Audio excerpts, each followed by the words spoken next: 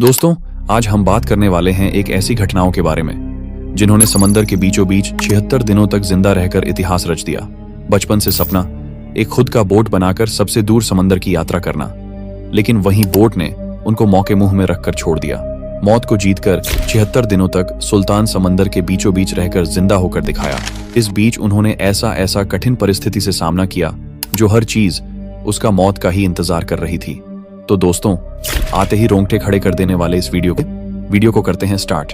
ये कहानी शुरू होती है स्टीवन कॉलहान से, एक ऐसा इंसान जिसे समंदर की लहरों ने कभी डराया नहीं बल्कि खींच लिया था अपनी ओर। एक ऐसा नाम जिसने समंदर के बीचों बीच अकेलेपन और मौत के सन्नाटे में 76 दिन तक जिंदा रहकर इतिहास रच दिया। स्टीवन कॉलहान का जन्म 6 फरवरी 1952 को संयुक्त राज्य अमेरिका यूनाइटेड स्टेट्स में हुआ था। बचपन से ही उसे समंदर से अजीब सा लगाव था। दूसरे बच्चे जहां जमीन पर खेलते, स्टीवन नावों की रेखाएं खींचता। जब लड़के कारों और हीरो बनने का सपना देखते थे, वो समुद्री नक्शों में खोया रहता। समंदर की लहरों की आवाज, तूफानों का गर्जना और खुला नीला आसमान, स्टीवन के लिए ये सब जिंदगी का संगीत था। समंदर सिर्फ उसका सपना नहीं था, वो उसका जीवन साथी था।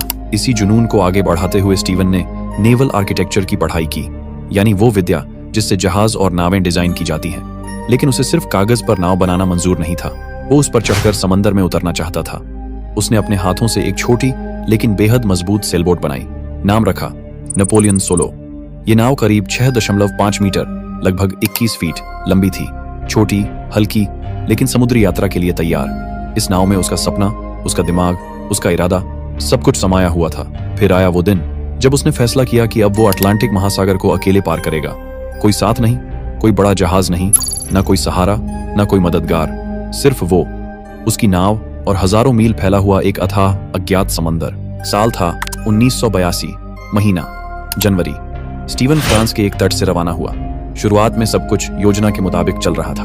हवा साथ थी, नाव तेज चल रही थी, लेकिन समंदर की फितरत भरोसे के काबिल नहीं होती। उसने सफर की पूरी तैयारी की थी।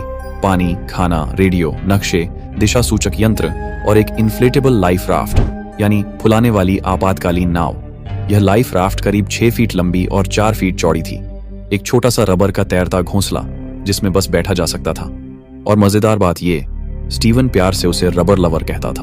उसने उसे नाव डूबने से पहले ही सतर्कता के चलते डेक पर निकाला और तैयार रखा था। उसे अंदाजा था कि अगर कुछ हुआ तो यही उसकी जिंदगी का सहारा बनेगी। लेकिन फिर भी कभी कभी जिंदगी वो मोड़ लेती है जिसकी कल्पना सबसे समझदार इंसान भी नहीं कर सकता। रात का समय था।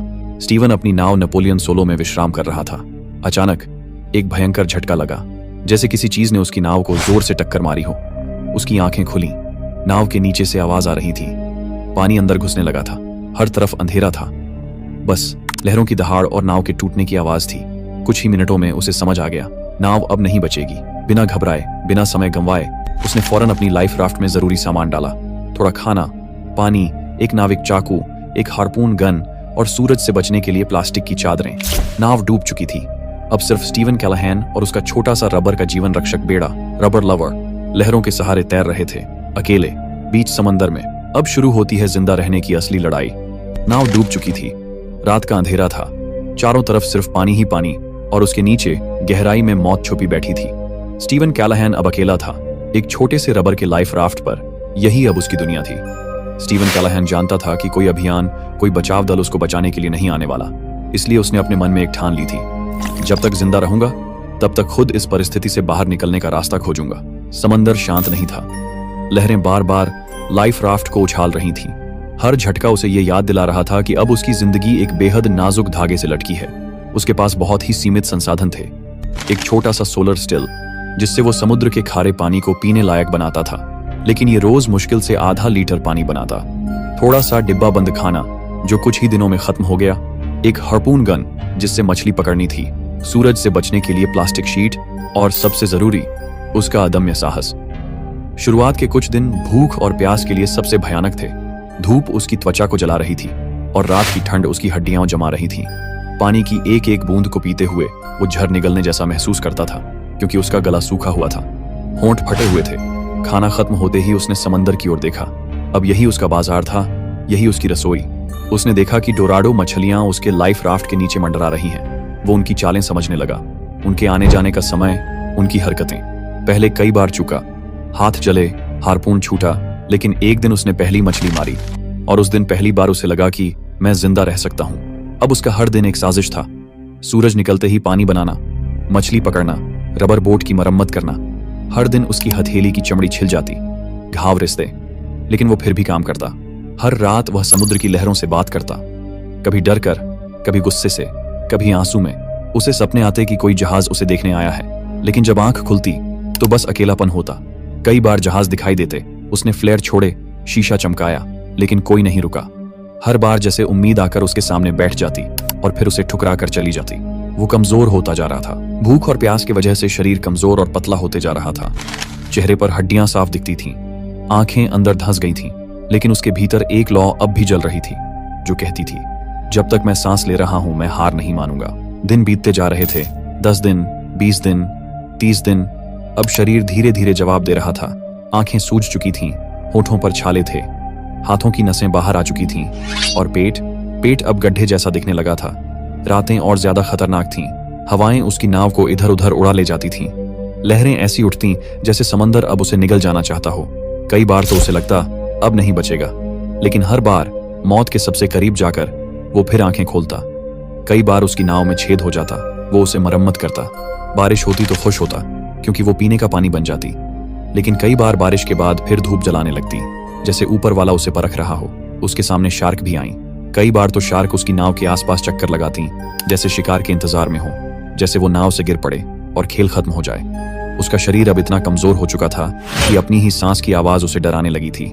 उसके गाल धंस चुके थे, चेहरा हड्डी बन चुका था, आंखों में गहराई थी, इतनी गहराई कि वो खुद से डर जाए। और इसी डर के बीच ऐसे ही गिरते पड़ते बीत गए 40 दिन, 50 दिन और 60 दिन।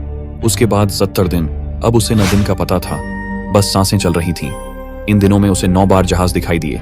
उसने हिम्मत जुटाकर मदद मांगने की कोशिश की, लेकिन कोई नहीं रुका। उसका रबर लबर नाव इतना छोटा था कि समंदर की ऊंची ऊंची लहरों के बीच वो दिखाई ही नहीं देता था। यहां तक कि 2 जहाज तो इतने करीब से गुजरे कि कैलाहैन उनके इंजन की आवाज तक सुन सकता था, लेकिन उसके अपने चीख की आवाज किसी ने नहीं सुनी। उसके आसपास कभी कभी पक्षी मंडराते रहते, ऊपर आसमान में चक्कर लगाते, जैसे इंतजार कर रहे हों कि कब ये इंसान दम तोड़े और फिर ये भूखे परिंदे उसे खा जाए। और फिर बीत गए, और 6 दिन, 76 दिन, और ये दिन फिर से जिंदा होने जैसा था। तारीख थी 21 अप्रैल 1982। स्टीवन कॉलहान को उस दिन देखा गया था ग्वाडेलोप द्वीप के पास, जब उसकी जिंदगी की आखिरी डोर भी टूटने के कगार पर थी। आसमान में गोल गोल उड़ते पक्षियों को देखकर कुछ स्थानीय मछुआरों ने अपनी नाव उस दिशा में मोड़ी। वहां उन्होंने देखा एक टूटी फूटी रबर नाव में कोई आदमी बेसुध पड़ा है।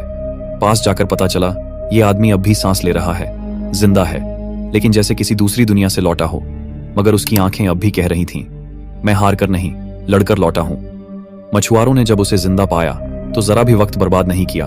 उसे अपनी नाव में बैठाया, थोड़ा पानी और खाना दिया, और फिर तुरंत ले गए मरीगलौंद द्वीप की ओर, जो ग्वाडेलोप के पास स्थित था। वहां पास ही के एक स्थानीय अस्पताल में उसे भर्ती कराया गया। स्टीव कैलाहन का शरीर पूरी तरह टूट चुका था। वो 21 किलो वजन खो चुका था। शरीर पर जख्म थे, चेहरा पहचान से बाहर था, लेकिन उसका दिल अब भी धड़क रहा था। अस्पताल में उसका इलाज किया गया, लेकिन चौंकाने वाली बात यह थी, उसे किसी बड़ी सर्जरी या लंबी देखभाल की जरूरत नहीं पड़ी, क्योंकि उसका शरीर भले टूट गया था, लेकिन उसकी आत्मा अब भी अडिग थी। कुछ दिनों के आराम और देखभाल के बाद उसने उसी द्वीप पर धीरे धीरे अपने स्वास्थ्य को दोबारा पाया। स्टीव कैलाहन की यह कहानी बताती है कि जब तक सांसें चल रही हैं, तब तक हार नहीं मानी जाती। जिंदगी हमेशा एक दूसरा मौका देती है, बस हमें उससे लड़ना आना चाहिए। धन्यवाद दोस्तों, आप सभी का दिल से शुक्रिया कि आपने इस वीडियो को अंत तक देखा। अगर आपको ये वीडियो पसंद आया हो तो इसे अपने दोस्तों और परिवार के साथ जरूर शेयर करें। और हाँ, चैनल को सब्सक्राइब करना ना भूलें, ताकि हम आगे भी ऐसी ही सच्ची और प्रेरणादायक घटनाओं में मिलते रहें। तो चलिए मिलते हैं किसी और नई, सच्ची और प्रेरणादायक घटना में। तब तक के लिए बाय और धन्यवाद।